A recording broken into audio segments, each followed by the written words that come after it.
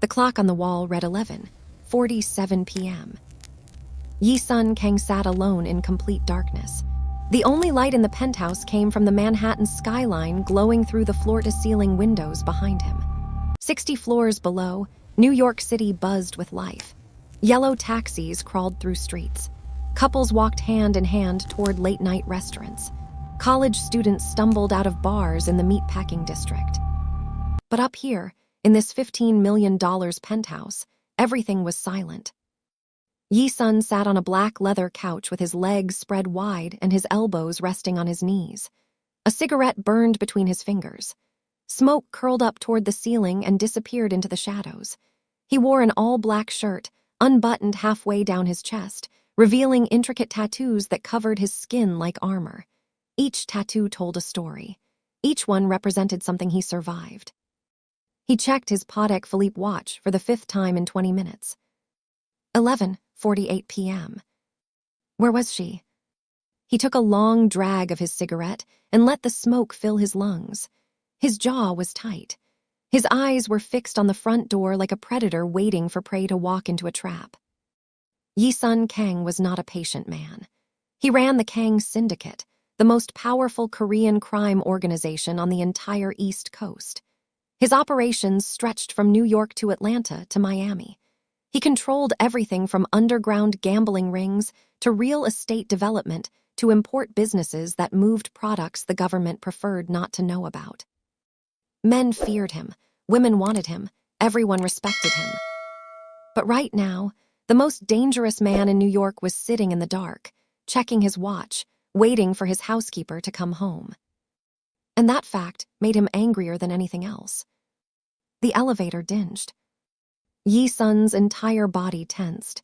He crushed the cigarette into the crystal ashtray on the table beside him and leaned back into the couch. He did not move. He did not speak.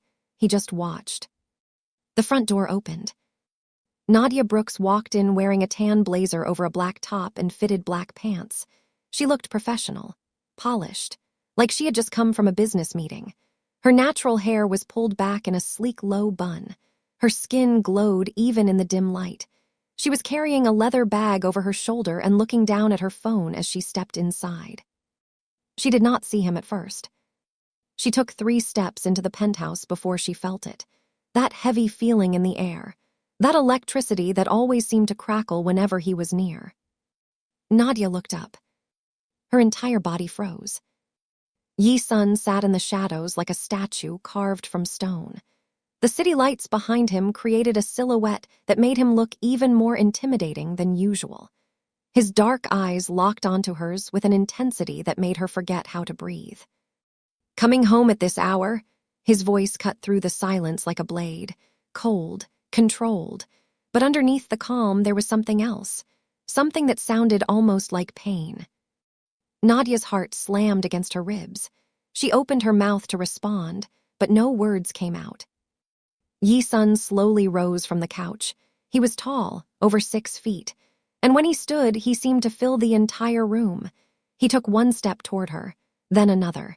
Each footstep echoed in the silent penthouse like a countdown to something explosive. I asked you a question, Nadia. His voice dropped lower, more dangerous.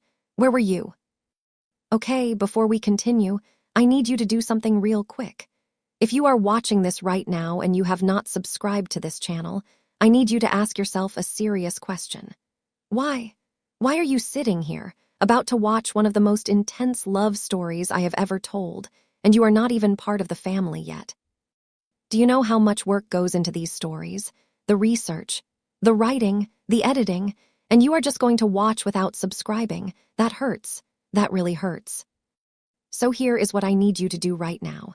Hit that subscribe button, turn on the notification bell, and drop a comment telling me which city you are watching from. I read every single comment, every single one.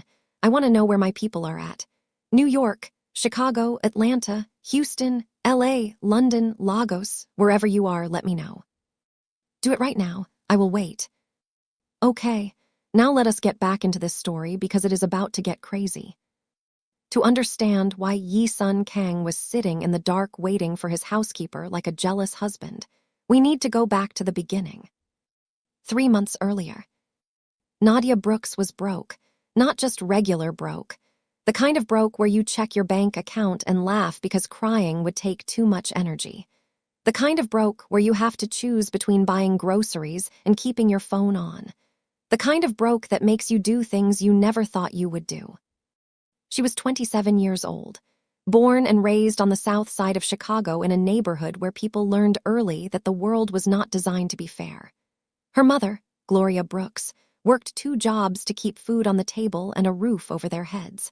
Her mother cleaned houses during the day and worked as a nursing assistant at night. She sacrificed everything so Nadia could have opportunities she never had. And Nadia almost made it. She got a full scholarship to Columbia University in New York. She graduated with honors. Then she got accepted into Columbia Business School with a partial scholarship. She was on track to become something, to be somebody, to make her mother proud. Then her mother got sick. Stage 4 pancreatic cancer. Nadia dropped everything and flew back to Chicago. She spent the next 8 months by her mother's side, watching the strongest woman she ever knew fade away. The medical bills piled up. Insurance covered some of it, but not nearly enough. Nadia burned through her savings. Then she took out loans. Then she maxed out credit cards. By the time Gloria Brooks took her last breath, Nadia had nothing left. She returned to New York broken in every way a person could be broken. She had no money, no job. She had missed too many classes to continue at Columbia without paying out of pocket. And paying out of pocket was a joke. She could barely afford to eat. She crashed on a friend's couch in Brooklyn for 2 months while she figured out her next move. She applied for jobs everywhere, corporate positions, retail jobs, anything. But New York was expensive and opportunities were slim for a woman with an incomplete graduate degree and a gap on her resume. Then she saw the job listing. Seeking live-in housekeeper for private residence in Manhattan, $15,000 per month, room and board included, discretion required, no social media posts about employer, no visitors, no questions about employer's business, serious inquiries only. $15,000 a month. That was more than some people made in 3 months. It was enough to pay off her debts, enough to save money, enough to eventually go back to school. Nadia knew the posting sounded suspicious. Normal rich people did not pay that much for a housekeeper. Normal rich people did not require that level of secrecy. But Nadia was desperate, and desperate people do not have the luxury of asking too many questions.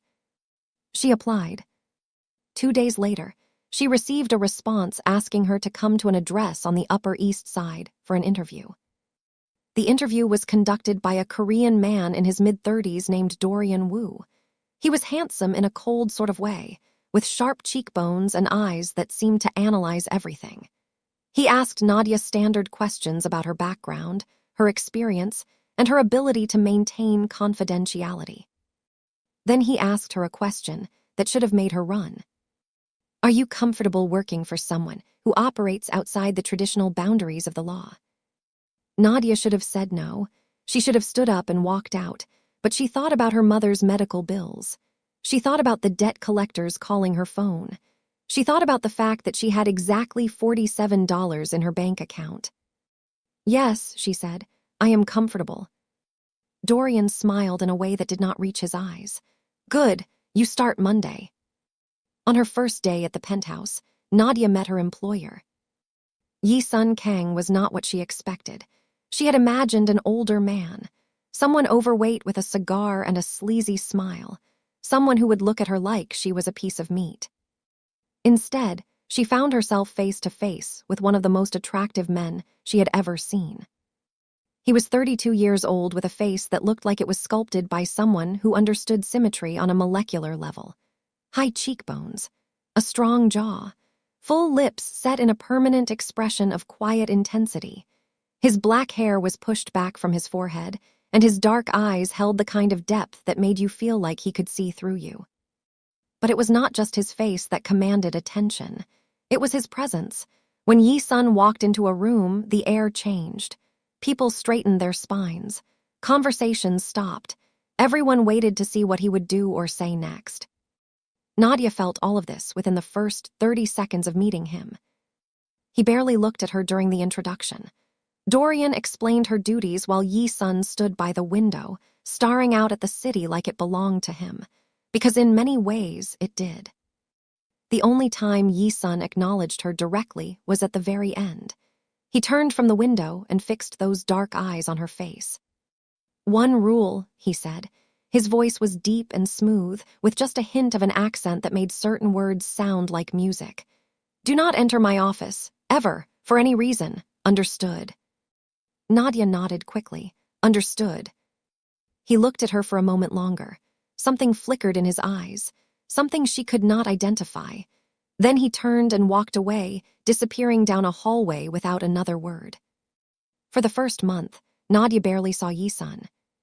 She woke up early every morning and cleaned the penthouse from top to bottom. She organized his closets, which were filled with custom suits that probably cost more than her mother's annual salary. She prepared meals that he rarely ate. She did laundry, changed sheets, and made sure everything was perfect. She followed every rule. She stayed invisible. But she noticed things. She noticed that Yi-sun never seemed to sleep. She would wake up at 3 a.m. to get water, and she would see the light on in his office. She noticed that he had very few visitors. Dorian came by frequently, along with a rotation of serious-looking men who never smiled. She noticed that he kept a gun in a drawer beside his bed, and another in the kitchen, and another by the front door. She noticed the scars on his body, thin white lines on his arms, a jagged mark on his side that looked like it came from a knife, and the tattoos on his chest that seemed to cover something he did not want the world to see. Most importantly, she noticed how he started looking at her. It began in the second month, small things at first. He started coming home earlier on nights when she was cooking. He would sit at the kitchen island and watch her move around the space. He never said much, just watched, like she was a puzzle he was trying to solve. Then the gifts started appearing.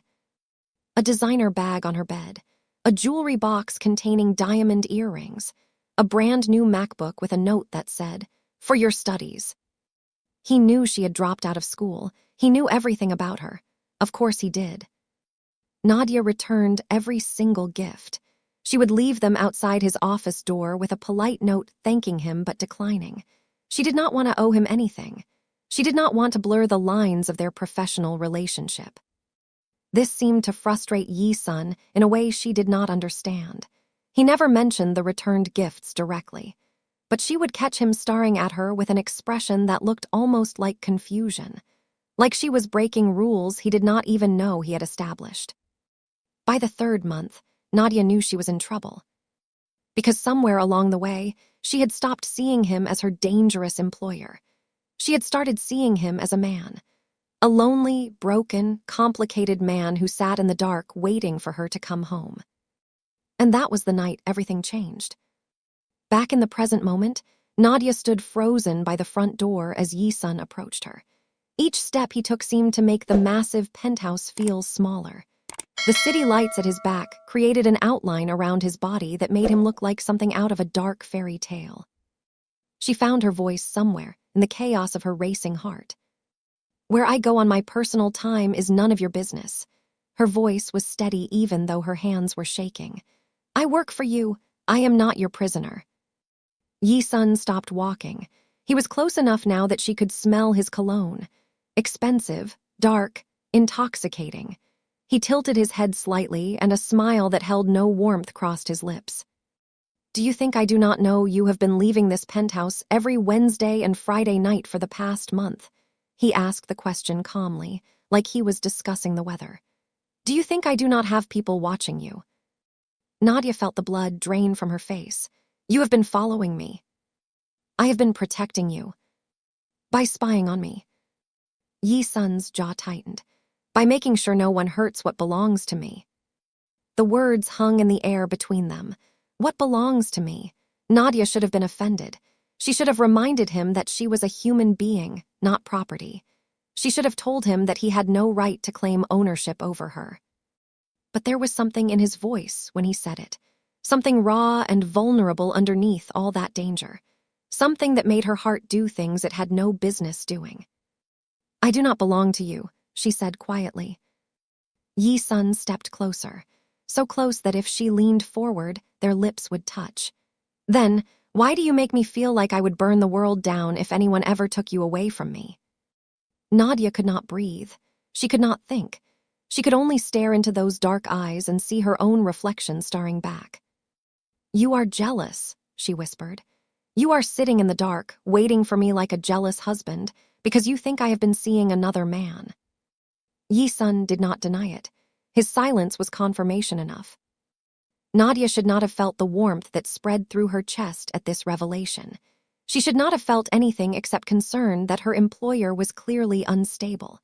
But she had spent 3 months watching this man, 3 months learning his patterns, 3 months wondering what was going on behind those impenetrable eyes. And now she knew. He wanted her. He cared about her, maybe more than even he understood. I have been going to school, she said softly. Yi Sun's eyebrows drew together. What? Nadia reached into her bag and pulled out a textbook, Principles of Financial Management. She held it up so he could see the cover. There is a community college in Queens that offers night classes. I have been taking courses to finish my business degree. That is where I go on Wednesday and Friday nights. To class. She watched the emotions play across his face. Confusion first, then understanding, then something that looked like relief, then shame. You thought I was seeing someone else, Nadia continued. You have been sitting here for God knows how long, smoking cigarettes and driving yourself crazy imagining me with another man. And I was in Queens learning about stock valuations. Yi Sun stepped back. For the first time since she met him, he looked uncertain, off balance, human. Why did you not tell me? His voice was rough. I would have paid for you to return to Colombia. I would have given you anything you needed. Nadia shook her head. That is exactly why I did not tell you. I do not want your charity. I do not want to owe you anything more than I already do. You owe me nothing. I live in your home. I eat your food. I wear clothes bought with your money. I owe you everything. Yi Sun's expression darkened. Those are not debts. Those are things I give you because I want to. But why? Nadia's voice cracked. Why do you care so much? I am just your housekeeper. He moved faster than she expected. One moment there was space between them. The next, he had her pressed against the door with his hand flat on the surface beside her head. His body was inches from hers. His breath was warm on her face. You stopped being just anything to me a long time ago, he said. You made me feel something I swore I would never feel again. You made me weak, Nadia, and I do not know whether to thank you or hate you for it. Before she could respond, his phone rang. The sound was jarring, like an alarm pulling them both out of a dream. Yi Sun's jaw clenched. He reached into his pocket and looked at the screen. She saw the name flash, Dorian. He answered with a sharp, "What?" Nadia could not hear what Dorian said, but she watched Yi Sun's expression change. The heat in his eyes disappeared. The vulnerability vanished. In its place was the cold, calculating look of the Mafia boss she had first met 3 months ago. Where? He asked. Then how many? Then, I am on my way. He hung up and stepped away from her. The distance felt like a physical loss. There has been an attack on one of our warehouses in Brooklyn, he said. His voice was all business now. I have to go. Nadia nodded. She did not ask questions. She knew better by now. Yi Sun walked toward the door, then stopped. He turned back to look at her one more time. His eyes swept over her face like he was memorizing every detail. This conversation is not over, he said. When I get back, we are going to finish what we started here. Then he was gone. Nadia slid down the door until she was sitting on the floor. Her legs would not hold her anymore. Her heart was pounding so hard she could hear it in her ears. She replayed his words in her head. You made me feel something I swore I would never feel again. What did that mean? What had happened to him before? And more importantly, what was going to happen when he came back? Yi Sun did not come home that night, or the next morning. Nadia went through the motions of her daily routine. She cleaned the penthouse. She prepared food that sat untouched in the refrigerator. She tried to focus on her textbooks, but the words blurred together on the page. She told herself she was not worried about him. He was a grown man, a dangerous man. He could take care of himself. But every time she heard a sound in the hallway, her heart jumped. Every time her phone buzzed, she grabbed it hoping to see his name. It was pathetic, really. 3 months ago, she had been terrified of him. Now she could not stop thinking about the way he looked at her, the way he touched her face, the way his voice sounded when he called her by her name.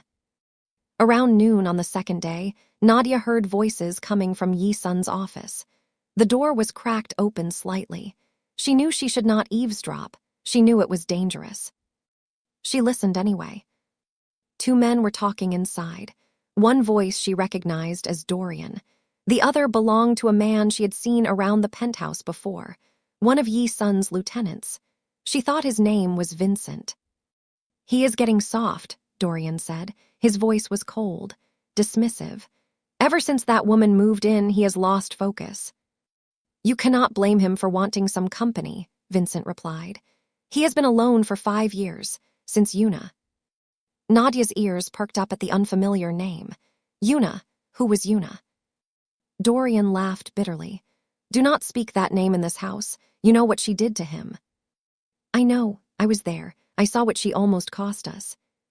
There was a pause. Nadia pressed closer to the door, straining to hear. "Yuna was supposed to be his wife," Dorian continued. "The daughter of the Park family in Lowe's Angels. The marriage was going to unite the 2 most powerful Korean organizations on the West Coast and the East Coast. It would have made us untouchable. But she betrayed him. She was working with the Italians in Chicago. She fed them information for months, routes, schedules, safe house locations. She was going to have him killed on their wedding night." Nadia's hand flew to her mouth. She pressed her back against the wall, her heart racing. "He found out the night before the ceremony," Dorian said, "but not before her people tried to take him out. He almost died that night. You have seen the scars." Vincent's voice was quiet. "The ones on his chest, the ones he covers with tattoos. He does not cover them because he is ashamed. He covers them because he does not want to remember. Yuna almost destroyed him, not just his body, his mind, his ability to trust. He swore he would never let another woman close to him again. And now there is Nadia." Dorian was silent for a long moment. When he spoke again, his voice was strange, almost resentful. "And now there is Nadia." Nadia backed away from the door. Her legs were shaking. Her mind was spinning with everything she had just learned. Yi-sun had been engaged. His fiancée had tried to kill him. She had betrayed him in the worst possible way, and he had been carrying that trauma for 5 years. No wonder he built walls around himself. No wonder he pushed people away. No wonder he looked at Nadia sometimes like he was terrified of what he felt. She finally understood, and understanding made everything more complicated. That evening, Yi-sun came home. Nadia heard the front door open around 8 p.m. She was in the kitchen, pretending to cook even though her appetite had disappeared hours ago. When she turned around, her heart stopped. Yi-sun looked like hell. His shirt was torn. There was blood on his collar. A cut on his cheek was still oozing slightly. He walked into the penthouse like a man carrying the weight of the world on his shoulders. "Oh my God." Nadia dropped the spatula and rushed toward him. "What happened? Are you hurt?" Yi-sun waved his hand dismissively. "It is nothing, just a scratch." "That is not a scratch." She grabbed his arm and pulled him toward the bathroom. "Sit down, let me clean it." He could have resisted. He was bigger and stronger and fully capable of taking care of himself. But he let her lead him. He sat on the edge of the bathroom counter and watched her gather first aid supplies with quiet eyes. Nadia worked in silence at first. She cleaned the cut on his cheek with antiseptic wipes. She applied butterfly bandages to hold the skin together. Her touch was gentle, but her hands were shaking slightly. "You learned this from your mother," Yi-sun said quietly. It was not a question. Nadia nodded. "She was a nursing assistant. She taught me basic first aid when I was a teenager. Said every woman should know how to take care of herself and others." "She sounds like a smart woman." She was the smartest woman I ever knew. Silence stretched between them. Nadia finished cleaning his wounds and started putting away the supplies. She was hyper-aware of how close they were, how his knee was almost touching her hip, how he was looking at her like she was something precious. "Nadia." She stopped moving. "Yes." "Why do you take care of me like this?" The question caught her off guard. She looked at him, really looked at him, and saw something vulnerable behind his eyes, something he usually kept hidden. "Because I care about you," she said honestly, "even though I probably should not." His eyebrows drew together. "Why should you not?" "Because you are dangerous, because you are my employer, because we come from completely different worlds." She paused. "Because I overheard Dorian talking about Yuna." Yi-sun went very still. His expression closed off. The walls started coming back up. "You were listening to private conversations." "The door was open. I was not trying to spy." She took a breath. "But I heard everything, about your engagement, about the betrayal, about what she did to you." For a long moment, Yi-sun said nothing. He stared at the floor with a jaw so tight she thought his teeth might crack. "Now you know," he finally said. "Now you understand why I am the way I am. Broken, untrusting, incapable of letting anyone close." Nadia stepped between his legs. She cupped his face in her hands and forced him to look at her. His eyes widened slightly at her boldness. "I do not see a broken man," she said softly. "I see a man who was hurt, a man who has been protecting himself for 5 years, a man who deserves to be loved properly." Something shifted in Yi-sun's expression. The walls crumbled, just a little bit. He reached up and covered her hands with his own. "You should be afraid of me," he whispered. "Everyone else is." "I am not everyone else." He pulled her closer. His thumb traced her lower lip. His forehead rested against hers. She could feel his breath on her skin, could feel the heat radiating from his body. "If I let myself have you," he said, "I will not be able to let you go. I will become obsessed, possessive, dangerous. I will destroy anyone who tries to take you from me." Nadia should have been scared. Any sane woman would have been. Instead, she closed the distance between them. The kiss was unlike anything she had ever experienced. It was soft at first, questioning, like he was asking permission. But when she opened her mouth to him, something inside him broke free. He pulled her onto his lap and kissed her like a drowning man gasping for air. His hands tangled in her hair, his body pressed against hers with desperate urgency. For a few perfect minutes, nothing existed except the two of them. Then his phone rang. Yi-sun pulled back with a growl of frustration. He looked at the screen, and his expression changed immediately. Cold focus replaced the heat in his eyes. "What?" he answered sharply. Nadia could not hear the other end of the conversation, but she watched his face go pale, watched his jaw clench, watched something dark and terrible flash in his eyes. "Are you certain?" he asked. "Then do not let anyone leave. I want answers." He hung up and looked at Nadia. The softness was gone. In its place was the calculating gaze of the Mafia boss who controlled half the East Coast. "There is a traitor in my organization," he said. "Someone has been leaking information to our enemies." Nadia felt ice form in her stomach. "Do they know who?" Yi-sun's expression was unreadable. "They think they do." "Who?" He stared at her for a long moment. Something painful flickered in his eyes. "You." The word hung in the air between them like a blade. "You." Nadia stepped back, her hands were shaking. "What?" Yi-sun's face was a mask, completely unreadable. "Dorian found evidence. Encrypted messages traced to a phone in your room, money transfers to an account linked to your name. It all points to you." "That is impossible." Nadia's voice was rising. "I have never sent any encrypted messages. I do not even know how to do that. And what account? I barely have enough money to buy groceries." Yi-sun said nothing. He just watched her with those dark, calculating eyes. "You cannot possibly believe this." Nadia felt tears burning behind her eyes. "After everything we just shared, after what just happened between us, you think I am capable of betraying you?" Still, he said nothing. The silence was worse than any accusation. It was confirmation of everything she feared. He did not trust her. He could not trust her. 5 years of trauma had made it impossible. Fine. Nadia straightened her spine. She would not let him see her break. If you think I am a traitor, then fire me, call your people, have me arrested. Do whatever you are going to do. Yi Sun's jaw tightened. I did not say I believed it. You did not say you did not believe it either. The evidence is compelling. Evidence can be fabricated. Nadia took a step toward him. Someone is setting me up. Someone who has access to this penthouse. Someone who knows how to plant messages and create fake accounts. Someone who wants you to push me away. Yi Sun's eyes narrowed. She could see him processing her words. See him considering the possibility that she was right. Why would anyone do that? He asked slowly. Because they know you care about me. Nadia's voice was fierce now. Because they see me as a threat. Because as long as I am here, you are distracted, vulnerable, human, and maybe someone does not want you to be any of those things. Something flickered in Yi Sun's expression.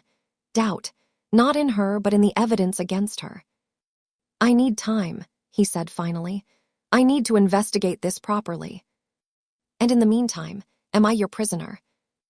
You are under my protection. His voice was firm. Until I know who the real traitor is, no one touches you, no one questions you, no one looks at you wrong.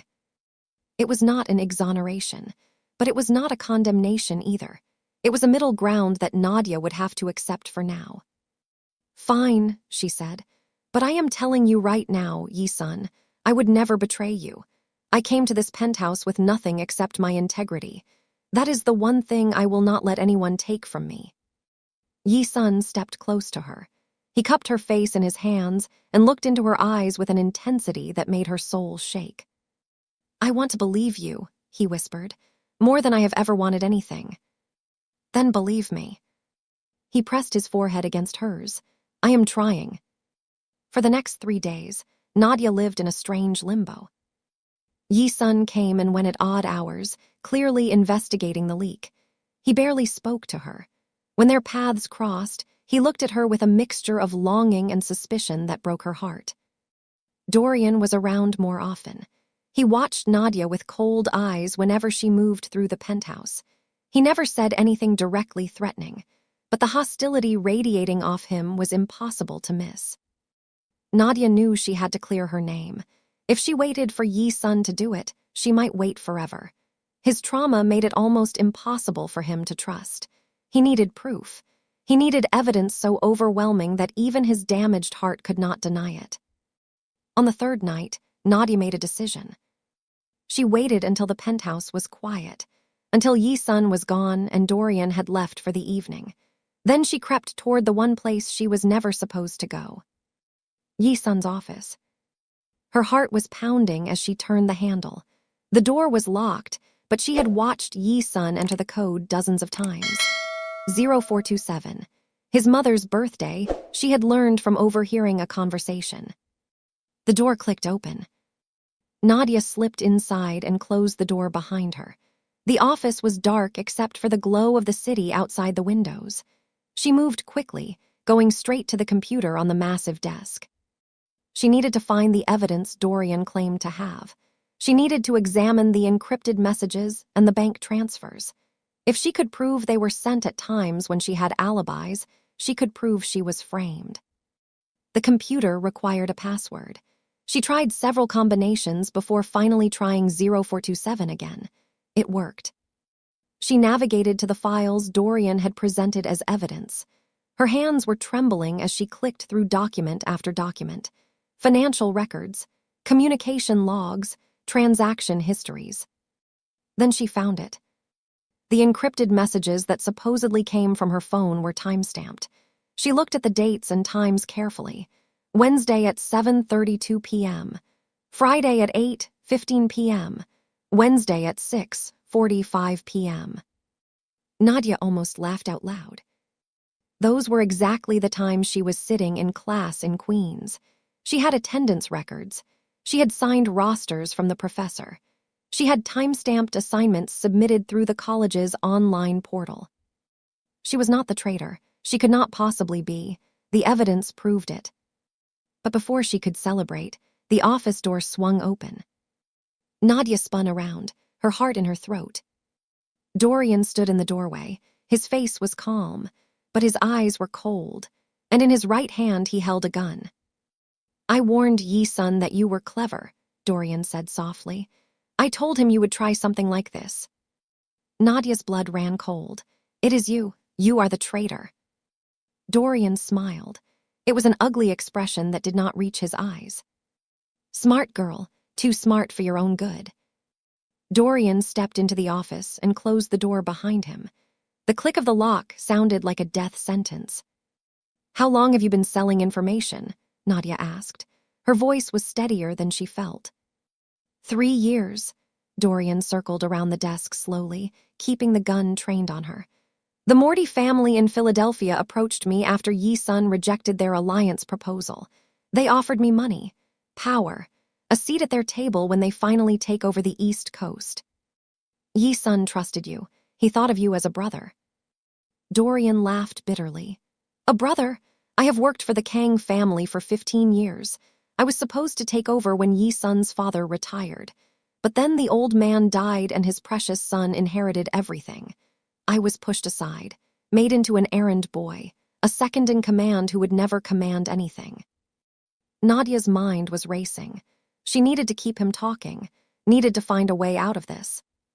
"So you decided to destroy everything he built." "I decided to take what I deserve." Dorian's eyes were wild now. "And you almost ruined it. You made him soft, distracted. He started questioning my decisions, started looking at me differently, because of you." "That is not my fault." "No, but you are very useful." He grabbed her arm roughly. "Yi-sun cares about you. God knows why, but he does. That makes you leverage." Nadia tried to pull away, but his grip was iron. "He will kill you for this." "He will have to find me first." Dorian started dragging her toward the door. "By the time he realizes what happened, you and I will be in Philadelphia, and the Morty family will have everything they need to destroy the Kang syndicate from the inside." Panic surged through Nadia's body. She could not let him take her. She could not let him use her as a weapon against Yi-sun. Her mother's voice echoed in her mind, words spoken years ago in their tiny apartment in Chicago. "If a man ever puts his hands on you, go for the eyes, the throat, the groin. Fight dirty, baby. Fight to survive." Nadia stopped resisting. She let her body go limp. Dorian loosened his grip slightly, adjusting his hold. That was his mistake. Nadia spun and drove her elbow into his throat with every ounce of strength she possessed. Dorian gasped and stumbled backward. The gun clattered to the floor. Nadia ran. She sprinted out of the office and down the hallway toward Yi-sun's bedroom. It was the only room with a reinforced door, the only place she could lock herself in and call for help. She could hear Dorian cursing behind her, hear his footsteps pounding against the marble floor. She made it to the bedroom with seconds to spare. She slammed the door and engaged the electronic lock just as Dorian crashed against it from the other side.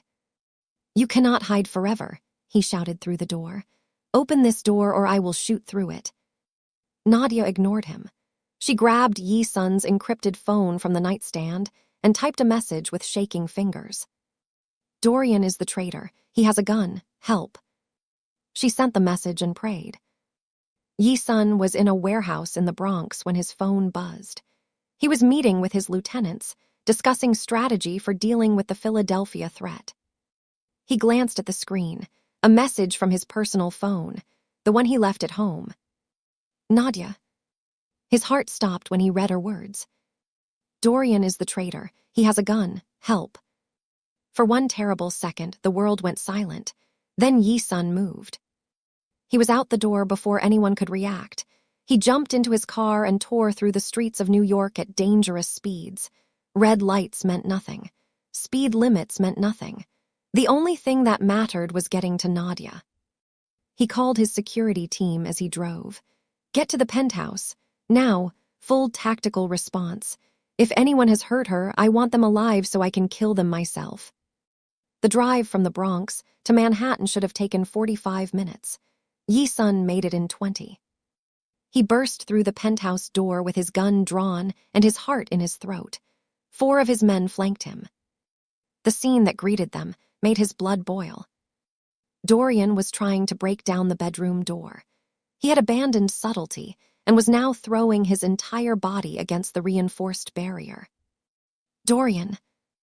Yi-sun's voice was calm, almost conversational, but his eyes were murderous. Dorian spun around. His face went pale when he saw Yi-sun standing there. The gun in Yi-sun's hand was pointed directly at his head. Yi-sun, this is not what it looks like. Really? Yi-sun took a step forward. Because it looks like my trusted second-in-command has been selling me out to the Mortys. It looks like he framed the woman I love for his crimes. It looks like he was trying to kidnap her. Dorian's eyes widened. The woman you love. Yi-sun ignored the question. He kept moving forward, his gun never wavering. 15 years, Dorian. I trusted you with my life, with my family's legacy, with everything. And what did that trust get me? Dorian's fear was turning to anger. Scraps from your table, orders to follow, a lifetime of service with nothing to show for it. You had everything, money, power, respect, but it was never enough for you. I deserved more. You deserved nothing. Yi-sun's voice was cold as ice. And now you will get exactly that. He nodded to his men. They moved forward and grabbed Dorian, disarming him and forcing him to his knees. Dorian looked up at Yi-sun with hatred in his eyes. She has made you weak. The old Yi-sun would have killed me already. The old Yi-sun was dead inside. Yi-sun holstered his gun. Nadia brought me back to life, and for that I will protect her until my last breath. He turned away from Dorian and walked to the bedroom door. He entered the code and opened it slowly. Nadia was standing in the middle of the room, tears streaming down her face. When she saw him, she ran. She threw herself into his arms and he caught her. He held her so tightly he was afraid he might break her, but she held him back just as fiercely. I am sorry, he whispered into her hair. I am so sorry I doubted you, even for a second. Just hold me, she said. Please just hold me. And he did. The next morning, Nadia woke up in Yi-sun's bed. Sunlight streamed through the floor-to-ceiling windows, painting everything in shades of gold. She was alone, but the pillow next to her was still warm. The sheets still smelled like him. She found him in the kitchen, making breakfast. Actually making breakfast. The most dangerous man in New York was standing at the stove, cooking eggs and bacon like a normal person. He turned when he heard her footsteps. His eyes swept over her face like he was checking to make sure she was real, like he was afraid she might disappear. How do you feel? He asked. Safe.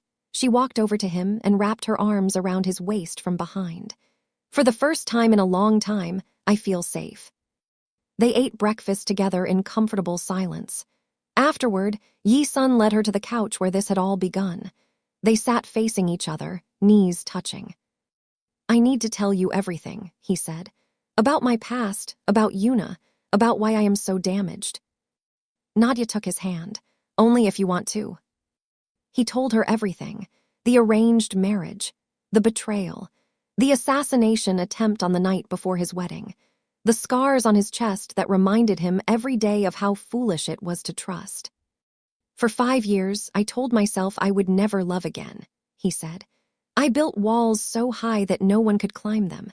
I convinced myself that I was better off alone. What changed? You, he reached up and touched her face. You walked into my life with your second-hand textbooks and your stubborn pride. You refused my gifts. You challenged my authority. You looked at me like I was a person instead of a monster. You are not a monster, Yi-sun. I have done monstrous things. That does not define you. Nadia leaned closer. What defines you is who you choose to be, and you have been choosing to be better ever since I met you. Yi-sun was quiet for a long moment. Then he spoke words that changed everything. Stay with me, not as my housekeeper, as my partner, as the woman I want to build a future with. Nadia's breath caught. You barely know me. I know everything about you." His eyes were intense. "I know you take your coffee with 2 sugars. I know you sing under your breath when you think no one is listening. I know you cry when you look at pictures of your mother. I know you are the strongest person I have ever met." "I am not strong. I am just surviving." "That is the same thing." He took both her hands in his. "Let me take care of you, not because you need saving, because you deserve someone who will fight for you the way you fight for yourself." Nadia felt tears burning behind her eyes. "I do not know what to say." "Say yes." She looked at this man who had terrified her 3 months ago. This dangerous, damaged, beautiful man who looked at her like she was his entire world. "Yes." Yi-sun kissed her. It was soft and sweet and full of promise. When he pulled back, his eyes were shining. "I am going to pay for you to finish your degree at Columbia," he said. "And before you argue, this is not charity. This is an investment." "An investment?"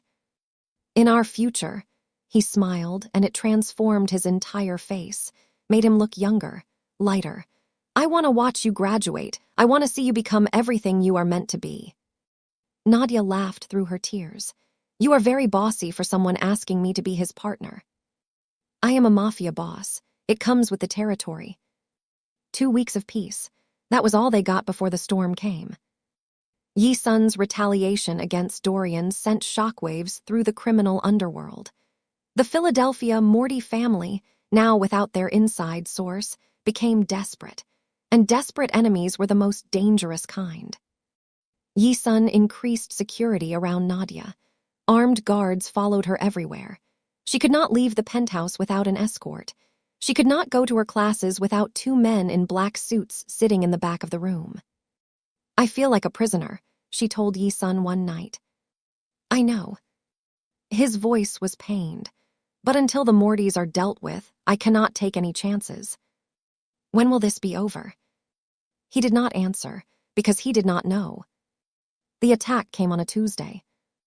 Yi-sun was in Miami, handling fallout from a nightclub incident that left 3 of his men injured.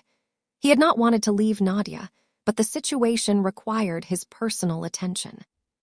"I will be back in 2 days," he promised before he left. "Stay in the penthouse. Do not open the door for anyone except my security team." Nadia agreed. She spent the first day catching up on schoolwork. She spent the evening cooking dinner for one and pretending she was not lonely. At 11 p.m., the power went out. Nadia froze. The penthouse was plunged into darkness. Only the city lights through the windows provided any visibility. Then she heard it, glass breaking somewhere in the building, footsteps, voices speaking in low tones. The intruders were not subtle. They were professionals, but they did not care about stealth. They knew exactly where Nadia was, and they were coming for her. She ran for the panic room. Yi-sun had shown it to her during her first week. A reinforced room behind his closet with steel walls, its own ventilation system, and communication equipment that could reach him anywhere in the world. She made it inside just as she heard the bedroom door crash open. She sealed the panic room and activated the security monitors. 4 men in black tactical gear swept through the penthouse. They were armed, organized, clearly military trained. One of them spoke into a radio. "Target is not in the main living area. Check the bedrooms." Nadia's hands were shaking as she activated the communication system. She dialed Yi-sun's private line. He answered on the first ring. "Nadia." "They are in the penthouse." Her voice was barely above a whisper. 4 men, they are looking for me." She heard Yi-sun's sharp intake of breath. Then his voice, cold and commanding, speaking to someone nearby. "Get the jet ready, now." He came back on the line. "Where are you?" "The panic room." "Good, stay there. Do not open that door for anyone except me. Do you understand?" "How long until you get here?" 2 hours. 2 hours, an eternity. "Yi-sun," Nadia's voice cracked. "If something happens to me..." "Nothing is going to happen to you." "But if it does, I need you to know something." "Nadia." "I love you." The words came out in a rush. "I love you, and I should have said it sooner, and I need you to know." There was silence on the line. Then Yi-sun's voice, rough with emotion. I love you too, and nothing is going to happen to you because I am going to tear apart anyone who tries to hurt you. The connection held. Yi-sun stayed on the line with her, talking her through the fear while his jet raced across the sky from Miami to New York. Yi-sun made it to New York in 97 minutes, the fastest his pilot had ever flown. A team of 12 men was waiting for him at the penthouse building. The building's regular security had been neutralized by the intruders, but Yi-sun's private security force was a different matter entirely. They breached the penthouse at exactly 12:43 a.m. The firefight was brief but brutal. The intruders were good, but Yi-sun's men were better. Within 10 minutes, all 4 of them were either dead or incapacitated. Yi-sun did not stop to survey the damage. He ran straight for the panic room. Nadia, it is me. Open the door. The steel door slid open. Nadia stood on the other side, her face tear-streaked and her body trembling. She fell into his arms. Yi-sun held her like she was made of glass. He whispered apologies and promises into her hair. He told her it was over. He told her she was safe. He told her he would never let anyone hurt her again. Then he went to work. The surviving intruders were taken to a secure location for questioning. It did not take long to extract the information Yi-sun needed. The Morty family had ordered the kidnapping. They planned to use Nadia as leverage to force Yi-sun into surrendering his territory. They had made a fatal miscalculation. Over the next 48 hours, Yi-sun dismantled the Morty family's entire operation. Every safe house was raided. Every bank account was frozen. Every alliance was severed. The Morty family patriarch received a personal visit from Yi-sun on the second night. No one knew exactly what happened during that meeting, but the Mortys never bothered Yi-sun again. When Yi-sun finally returned to the penthouse, exhausted and covered in bruises, Nadia was waiting for him. Is it over? She asked. It is over. She wrapped her arms around him. They stood together in front of the floor-to-ceiling windows, watching the sun rise over Manhattan. I meant what I said on the phone, Nadia murmured against his chest. I love you. Yi-sun pulled back just enough to look at her face.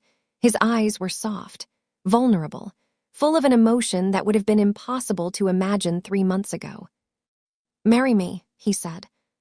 Nadia blinked. What? Marry me? He took her hands. I do not have a ring yet. I do not have a plan. All I have is this. I almost lost you tonight. And when I thought you might be gone, I realized that nothing else matters. Not my business, not my power, not my money, only you. Nadia's heart was pounding so hard she thought it might burst. You are insane. Probably. We have only been together for 2 weeks. I have loved you for 3 months. She looked at this man. This dangerous, damaged, beautiful man who had burned down his entire world to keep her safe. Yes, she said. Yes. Yes, I will marry you. Yi-sun kissed her as the sun painted the sky in shades of gold and pink. He kissed her like she was the only thing worth living for. Because to him she was. 6 months later, the graduation ceremony at Columbia Business School was held on a beautiful May afternoon. The sun was shining. The sky was blue. The air smelled like flowers and new beginnings. Nadia walked across the stage in her cap and gown. When her name was called, she heard cheering from the audience. She looked out and saw Yi-sun in the front row, wearing a perfectly tailored black suit. He was standing, clapping, looking at her like she had just conquered the world. Because to him, she had. Afterward, they celebrated with champagne and dinner at the best restaurant in Manhattan. Yi-sun had rented out the entire venue so they could be alone. I have something to tell you, Nadia said over dessert. Yi-sun's expression grew concerned. Is everything okay? She smiled. Everything is perfect. I got a job offer today. Already. It is a consulting position with a nonprofit that helps inner-city kids in Chicago get access to higher education. Her eyes were shining. I would be working with kids like me, Kids who have talent and potential but no resources. Kids who just need someone to believe in them.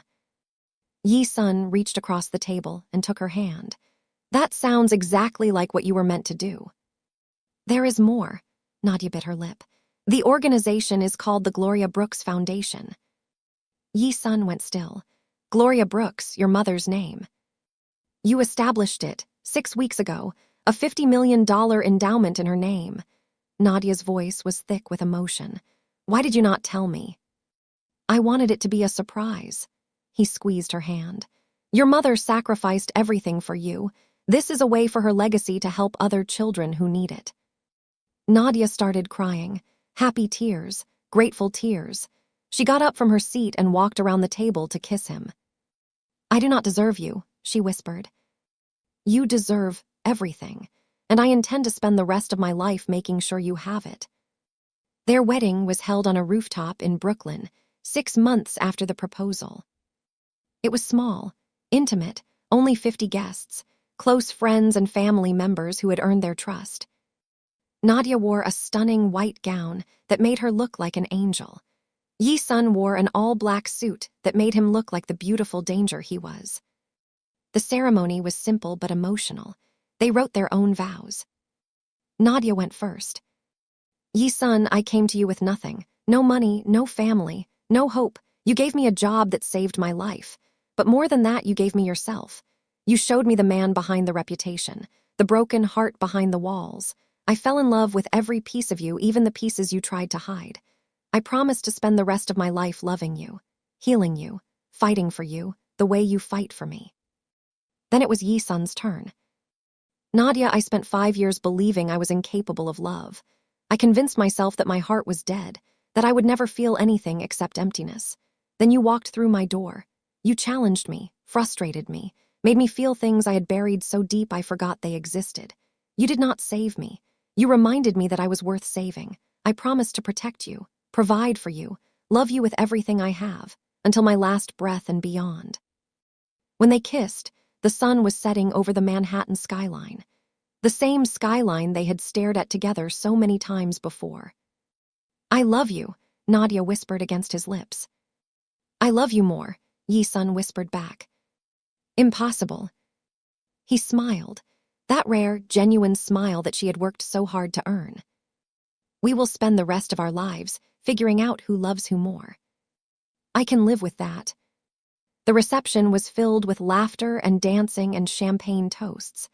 Nadia danced with Yi-sun's men, who looked deeply uncomfortable in their suits but refused to say no to the bride. Yi-sun watched her with eyes full of wonder. At the end of the night, they stood alone on the rooftop. Everyone else had gone home. The city sparkled beneath them like a million tiny stars. 1 year ago, you sat in the dark waiting for me to come home, Nadia said softly. You were so angry, so jealous. I thought you were going to fire me. I almost kissed you that night, Yi-sun admitted. I wanted to so badly it hurt. What stopped you? Fear. I was terrified of what you made me feel. He pulled her closer. I am not afraid anymore. What changed? He pressed his forehead against hers. You taught me that love is worth the risk, that trusting someone does not make you weak, it makes you brave. Nadia wrapped her arms around his neck. You made me brave too. I was so lost when I came to you, so broken. You helped me find my way back to myself.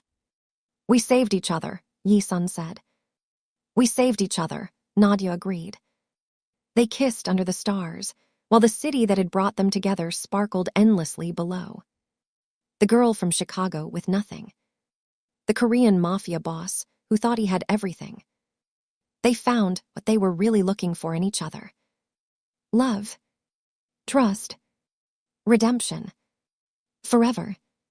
Thank you for watching to the end. Please remember to click the subscribe button and make sure you like this video, and tell me in the comments where you're watching from. Thank you.